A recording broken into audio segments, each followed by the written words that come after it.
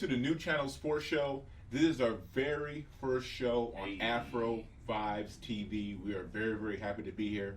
My name is Oenyi, the one and only. I am joined by the phenomenal one, Chris. How you doing, dude? What's good? We're here, AfroVibes TV. We're going to talk some sports. We're going to get right into our very first segment. I was trying to debate on what to call it, but I'm going to call it Classic Sports. Okay. So what we're going to do is we're going to flash back to some classic sports history, maybe a classic player, a classic game, a classic run. In this instance, it's going to be a classic run. Okay, Chris? What year are we going to? We're going back to 1996. 1996. The Super Eagles, Nigeria, won their you very taking it back. Yes, sir. Okay. They won their very first Olympic gold medal back in 1996. I actually did watch that game growing up. I was very, very excited. The very first gold medal for not just a Nigerian football team, but an African football team. You say very first like there's been more. Has there been more? No, there hasn't been more. Okay. The first and only There you go. gold medal for an African Put some football team. Bet on that team. Yes, sir. Yes, sir. So we're going to go back in time, 1996, and take a look at this run. Okay. So the very first team that they faced, they were in Group D. They faced, I believe I want to say, I think it was Japan, maybe? Okay. In the very first game, they were to beat that team. Then they will face another team in the group. But eventually they went 2-0. No, not 2-0, 2-1. Okay. They lost to Brazil 1-0. In the group stage? In the group stage, Okay. yes, sir, yes, sir. So they were able to advance. They only advanced because of goal differential. Well, that's soccer, All right? right. It is soccer for you. So they were able to advance to the knockout stage. And I remember growing up watching this thinking, man, I'm just happy to see Nigeria, the Super Eagles, in the knockout stage. Yeah. Because this is the very first time they had went that far in the Olympics. So I was very, very happy to see it. I was very excited. So guess who they played first in the very first game? Tell me, bro. Because you got it in your head. Just They tell me. played Mexico. Mexico. And you know, we're down here in Houston. We're down here in Texas. All right. So we know that Mexico, especially back in 1996, was a very formidable opponent. So You know I'm laughing though? Why? Because, I mean, I grew up, and I love Mexico, the country. I have Mexican friends, but there are rivals, even just being in America. Right. So seeing that as a Nigerian, it's like a double rival. Like, we got to beat y'all. Right. And it's green versus green. Yes, sir. Yes, sir. I mean, bro, when I was watching that game, I was like, I would just be happy if Nigeria put up a good fight. Yeah. But Nigeria won 2-0. They won 2-0. They advanced to the next round. Guess who they played in the next round, bro? Tell me, bro. Like, you keep asking me. Like, I'm letting you run the show. Go ahead, run the All show. right, so in the very next round, Okay. they faced someone they already faced before in Brazil. Brazil had already beaten them in Group D, Yeah. and we all know what Brazil has to offer, right? At that time, they had a player we all know, Ronaldo, Yeah. right? One of the best players in the world, if not the best But player in the world. let's back up for the youngsters. We're not Yeah. talking about CR7 Ronaldo. No. We're talking about Ronaldo. Ronaldo. He was the equivalent to Messi right now. Yeah. He was the best football player in the world at the time. And, right? and to top it off, because the reason what made him so special is not that he was just the best football player, but he was a striker. And the thing is, you don't really see that too much. It's always like a midfield player or a hybrid. He was a number 9. He was Yes, a sir. striker, and that made his, I guess, his aura, his lore even greater. Because I mean, as a striker, how many opportunities you get in a game? With Brazil, you get more. So I give you that. Right. But the way he put them away and his goals away, incredible player. All right. So in that game against Brazil, Nigeria found themselves down 3-1 at halftime. And the one goal that they had was actually an on goal Yeah, from it was Brazil. on goal. So during that time, watching that game back in 1996, I thought to myself, this is over. Yeah. Nigeria is not going to come back from this. That's the end of our run. At least we made it to the semifinal. Yeah. We lost against a team that we've already lost to before anyway. Yeah. But the Super Eagles were able to come back. Why is your Because why is your I finger up? gotta do that because everybody watching may not know the history of this 1996 run the Nigeria made. I mean, you should. If you're Nigerian, you should.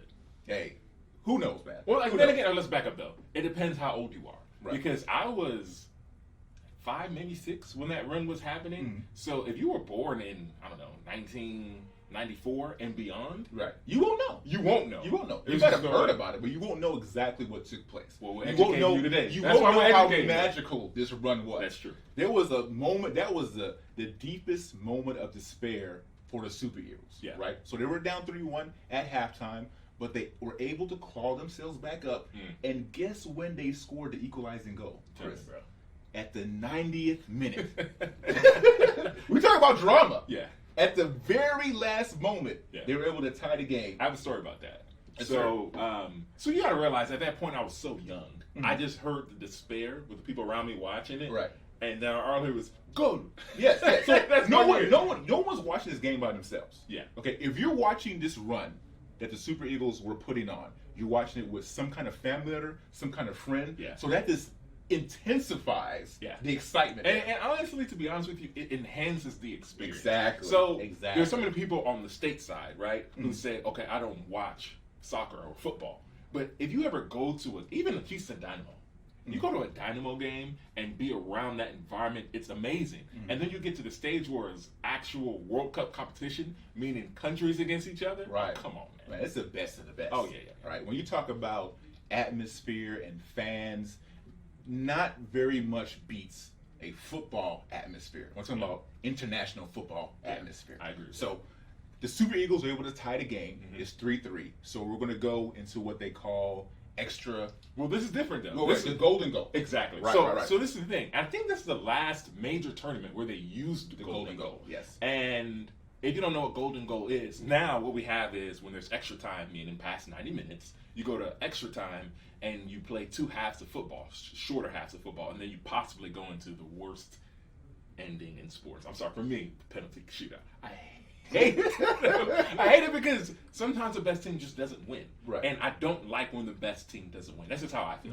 But golden goal is a little different. It's the first score wins, and I love it. I love golden I loved goal. it. But the reason why they went to penalty kicks is sometimes this takes forever For a team to for score. that No, I golden get it. goal. I get Yeah, it. But yeah, at the yeah. same time, as a sports fan, I always want the best team to win. Right. Right. And I feel like golden goal gets you there better than penalty kicks. But you're right, because it becomes dangerous. If you have a team that go 90 minutes and hypothetically another 90 minutes with nobody scoring, it gets dangerous for the Right, players. right. No, you're absolutely right. So they go into the golden goal, right? Nigeria, the Super Eagles, they were able to get this golden goal, and they would advance to the finals. Okay, I got to talk about this. Go ahead. This is my favorite goal of all goals because he's my favorite player, Nwankwo Kanu, my favorite player Very of good all player. time. Very good And he player. also has, anybody who knows about Nwankwo Kanu, he had one of the greatest games, and this was not for Nigeria, it was actually a Chelsea uniform where he came off the bench.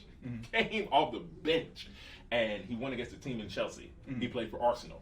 And when he came off the bench in that season, no team had scored at Chelsea. They're down 2-0. My brother Nwankwo scores 3 goals, all in the second half, all as a substitute, and it's like one of the greatest calls of all time. You gotta go listen to it if you haven't heard it. The broadcaster, the announcer was like, "Can you believe it?" Because his name's Kanu. It was beautiful.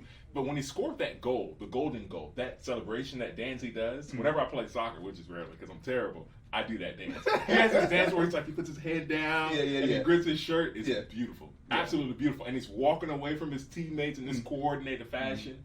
Brilliant goal. Nwankwo, you my guy. Yeah. So when Kanu hit that goal, I remember I was in a room with a bunch of family there, and we just went berserk. I mean, because as far as my sports history, it's been a lot of disappointment. Yeah. Except for, of course, we're in Houston, so my Rockets, shout out to the Rockets, 94, 95. So you had a good little run. I had a good little 94, run. Rocket Championship. 95, Rocket Championship. And then 96. Right. And after that, Nothing else. It stopped after that. But Kanu was able to hit that goal. Yeah. The Super Eagles advanced to the final. And let me guess who they played in the final. I know you know this one. This one I gotta say. Gotcha. Argentina. Argentina. Yeah. So let's look at the run that Nigeria had. Okay. They beat Mexico. They beat Brazil. Yeah. And now they're in the final against Argentina. As far as runs are concerned and the powerhouses of teams That's that they a were good point. able to face That's a good going point. there, Yeah. I mean, come on. Brutal. Yeah. Brutal. So anyway, they faced Argentina. What I remember about this game is that it was back and forth, pretty much. Argentina would score early. They scored really early. Nigeria would come back and score, I believe. But it would go back and forth. but Nigeria, the Super Eagles, were able to prevail. Yeah. And they will win 3-2. And I was ecstatic about them beating Argentina, and it was just one of the greatest sports moments for me in the history of my childhood. And you know, I actually got to read this off to you because so that lineup for against Argentina, really that was what we call in football terms, we say the golden generation. That was definitely the golden generation for the Super Eagles. So we had Jeje Kocha, everybody knows that name. You have Amakachi, one of my favorite players. Every time Amakachi scores, except when he gets too excited, he has this African dad dance. It's hilarious. You gotta watch it. That's what I call an African dad dance. You have Nwanko Kanu, already mentioned him. You have Taribo West, who, I mean, if you ever play FIFA, so even the non-Nigerian people, you know Taribo West because on FIFA, it's like he was one of the first players they put 99 speed. When you play FIFA, he was a defender. I would put him as my striker. Y'all know what I'm talking about. You're a cheater. Of course. He would be my striker because he was just so fast. You just lob the ball up to him and he just run and go get it. But that team was loaded. And honestly, the game-winning goal was a mistake by Argentina. Really, truly. Yeah, it was. They tried an offsides trap. And when I was watching as a kid, I was like thinking to myself, what are they doing? They tried an offsides trap, and honestly, we were offside. If you go back and watch it, He was all by himself. Amunike may have been offsides. You know, as a Nigerian, was he offside? I don't know. But as a neutral watcher, he was offside. Yeah. The referee didn't raise the flag, and Amunike scored the goal. I mean, Argentina ran back like they were just for sure. It was a trap. That was going to be a trap. Yeah, offside trap. He was there by himself. He took the shot. Credit to him for taking the shot. Exactly. Credit to him for making the shot. You know, because some of those situations you need to be there, you kind of get flustered and you'll miss the shot. Yeah. But through this entire run, Nigeria was able to show a lot of heart. Of course, there was some luck involved in that run. Yeah. But the way they were able to get there and the heart they showed and determination, they took advantage of every opportunity that was given to them to win in that tournament. I mean, I'll never forget it. It was one of the greatest moments in Nigerian football history. I know, I agree with that. It was a great moment. It was a great run. But it's almost like FIFA's punishing Nigeria for beating Argentina. Because in the last, I want to say, 2 or 3 World Cups, in the group stages, we meet Argentina. It's like, okay, y'all got away with one, but we'll punish you people. Because the next World Cup, if we're able to qualify, FIFA, listen to me. Can you please not schedule Argentina to be in our group? That's it. Ever since we beat Argentina, it's like Argentina talked to FIFA and said, we want Nigeria every single time, every year. Every group, we want Nigeria there. Yeah. I mean, just talking about the legacy of that team. I mean, you just look at those players. There's so many, for the younger Nigerian soccer players coming up, football players coming up. I mean, everybody knows Jeje Kocha. He's basically our Ronaldinho. That's how we see him. Who's the guy that used to flip after each score? That's Obafemi Martins. Okay. So he came a little after. Obafemi flips when he scores. Right. And he scores some big goals. So you bring up a good point. That whole generation that came afterwards, you would think of a player like an Obafemi Martins, they all watched that World Cup and they wanted to bring that same glory. I'm happy we can talk about the 96 glory, but I want to talk about future glory. I'm just being real because it's still the only major title that an African country has claimed. And again, that was under U23. That was U23. We have a lot of African countries, well, not a lot, but Nigeria has won U17s a couple of times. But I want to see them do good at the men's stage, you want to call it that, the national stage. Yeah, we want to see them do good in the World Cup as well. You know, that was the Olympic one where they were able to do good and have that run. We're talking about what? How many years ago was this? Come on. 1996, right? That is 20-something years ago. Yeah. Okay, and we have been trying to meet that glory ever since then. Yeah. All right. So we're going to take a short break. This is a NuChannel sports show on AfroVibes TV. When we come back, we are going to dissect some of the best NFL games coming up this week.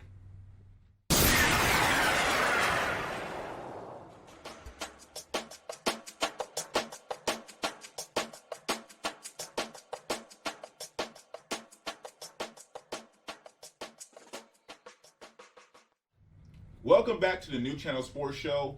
This is our very first show on AfroVibes TV. You got that excitement. Because it's AfroVibes TV, bro. Like, can you hold your hand steady real quick? Are you shaking? AfroVibes TV. All right. So what we're going to do now is we're going to go into the NFL, the other football, American football. Okay. All right. We're going to talk about some of the key matchups coming up in Week 8. The first game we're going to dissect, Chris, the Pittsburgh Steelers going up against the Baltimore Ravens. This is a divisional rivalry, right? Both teams know each other very well. Coming into this season, we did think that Pittsburgh was going to be back. They have Ben Roethlisberger back as their quarterback. They're 6-0. The Ravens are 5-1. They still have Lamar Jackson. Mm-hmm. The Ravens' offense has not been as prolific as it was last year, but they're still a very good team. What do you see in this upcoming matchup between the Steelers and the Ravens? So this is the first time, even though the Ravens and the Steelers have played since Lamar Jackson's been in the NFL, this is the first time that they've been. Right. And Lamar Jackson are going against each other. So that alone is it's perfect. But you got to think for the Ravens is if you get down 3 points, 7 points, 10 points early, are you able to come back? Mm-hmm. Because this is a trend now where you play, mm-hmm. and if you don't have the lead, you can't win the game, and that's a problem for me. So that's what I'm looking out for. If they go out and blow out the Steelers, that's good. It's a good thing, but it doesn't impress me. What would impress me more is if they go down early mm-hmm. and then make a comeback. That's life. Yeah, and the reason you're even mentioning that is because the Ravens are not a team that you're looking at to do well in the regular season and then just show up for the playoffs. Exactly. What the Ravens are looking for is having playoff success. Mm-hmm. And when you're in the playoffs, you're not going to blow out every single team that you face. The knock on Lamar Jackson is exactly what you said right now.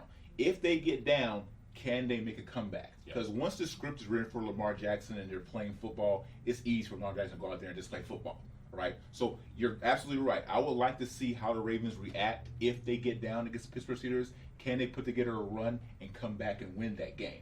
Right now, I am very impressed with the way Mike Tomlin has that team playing. Mm-hmm. I am pretty impressed with the way Ben Roethlisberger was able to come back and play football this year. So I'm going to give the edge to Pittsburgh right now.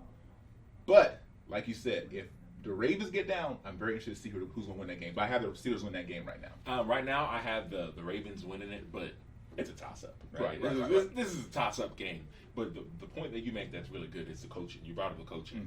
You can argue that Mike Tomlin and John Harbaugh are the best coaches in the NFL. You can argue. I mean, you can make that argument. Obviously, there's Bill Belichick, but the point is these two guys in the AFC North have held it down. Right. And you got to show those two guys some love.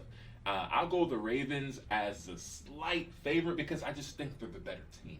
Right. But like you said, it's for the Ravens, it's all about can you handle adversity because so far you haven't been able to. Right. That's in the playoff atmosphere for the most part. Really, even in the regular season because the only team that pushes them really and truly is the Chiefs. Mm-hmm. And I think this is the first team other than the Chiefs where it's like, okay, these guys are going to push us. Right. Speaking of the Chiefs are also playing this week as well. They have a pretty good, important game also coming their way. Are they playing this week? Or did I just mess that all up right now for everybody? Okay, we'll come back to the Chiefs. The Patriots and the Bills are playing against one another. That's another divisional game that's going to be pretty interesting. The Bills are that up-and-coming team in the division. They're going against a team that's always been big in the division, but now they're kind of sort of having issues that they haven't had before in the past. Yeah. The Patriots are 2-4. This is a situation where Bill Belichick has never been before in most of his career. So how do you see this game playing out? I got a story for you. All right. So I've known you for years. Right. And we played basketball together. And we played one-on-one a lot. Mm-hmm. And you would always beat me because I was younger. But I remember one day. There was one day. Now you do it. One day. There was a day your knee was hurt. You went 100%. And then for whatever reason you went to play one-on-one. I'll never forget this. You went up for a layup. You beat me by the dribble. You went up for a layup. I blocked the shot, y'all. Mm-hmm. Completely blocked his shot. And that's when I knew I was like, I'm going to win this game. This is how I feel about the Patriots and the Bills. If you're the Bills, you have to knock them out this week. Mm-hmm. Because you have to make sure in the division for this year, you're winning it. Right. And if you beat the Patriots this week, you're likely going to win the division. If you allow Cam Newton and the Patriots to go and beat you in this type of atmosphere, in this type of game, then obviously it's still a division, as in you're not going to wrap it up early. And more importantly, it's always in the back of your minds that you're the little brothers. You got to knock them out. Yeah, I agree with you 110%. If you guys don't know by now, Chris will use any opportunity to let you know that he beat me at something. And that's just another example of him using an opportunity to let you know that he beat me at something. But you're absolutely right, though. This is the Bills' opportunity to kind of take the baton away from the Patriots, to be the big dogs in that division. Yeah. Because the Patriots have ruled that division for so long with Bill Belichick and Tom Brady there that, we don't know. Now, if the Patriots were able to come into this game and win, it would just put another stamp out there and say, we're not done yet. We're still here. But to that point, though, if the Patriots win, we got to be clear. None of us are going to be surprised. No, I'm just more saying that the Bills need to get it done. Yeah. Would you be more surprised if the Bills give the Patriots a spanking, or if the if the Patriots come out and just flatline? I'd be more surprised if the Patriots flatline, honestly. Right. Because you would expect that Bill Belichick is ready, and he's going to prepare his defense. You don't know what Cam's going to bring you at this point. Because seeing about the last 2 games since he came back from COVID, but you would expect a Bill Belichick defense to be better. Right. So in this game, I do have the Bills win this game, though. Me personally, who you got? Come on now, I gotta go Superman. I gotta go with Cam Newton. But that's his boy. That's my guy. Right. But if you're the Bills, for me, even though I think the Patriots should win, or I'm picking the Patriots to win, I think the Bills need to make a statement. Yes, it's a statement game. I agree. This is Texans wearing Letterman jacket. Oh my God!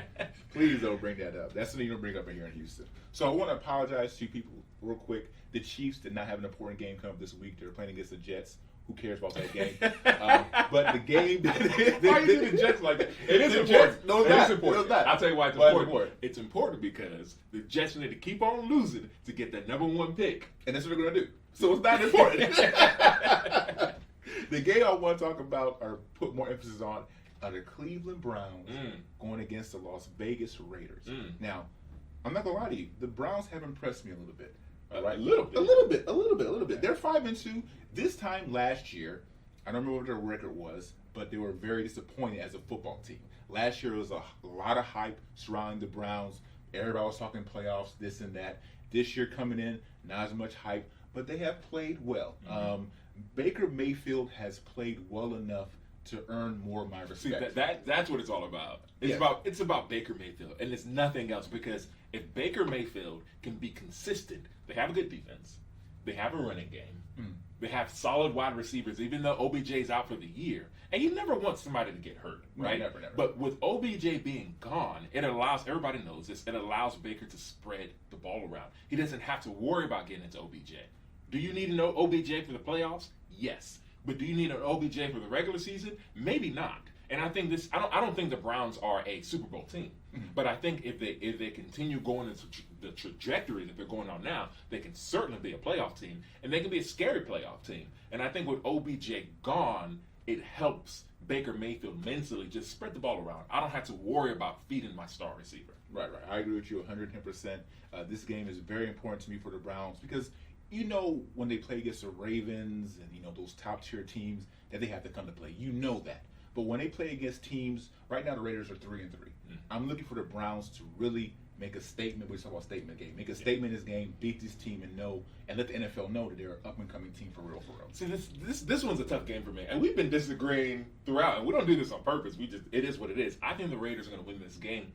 The Raiders have already gone to, so there's no fans, but there's some fans, right? There's some attendance, and they've gone to Kansas City, and they've beaten Kansas City. And they didn't just beat Kansas City at any game. They beat Kansas City at Kansas City's game, going up and down the field, scoring points, getting turnovers, looking fantastic. And the Raiders, in my opinion, have a very high ceiling. They can give you that effort when they need to, and this is a week that they need to do it. I think they'll get it done. I'm going to go with the Browns on this one.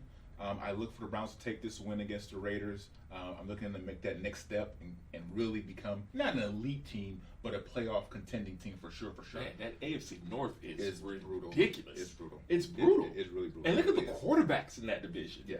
Honestly and truly, the team with the worst quarterback situation might be the Steelers. Yeah. With Ben Roethlisberger just because of his age. Right. That's incredible. Yeah, it is. Okay, so another key matchup, maybe the last one we talk about, the New Orleans Saints going up against Chicago Bears.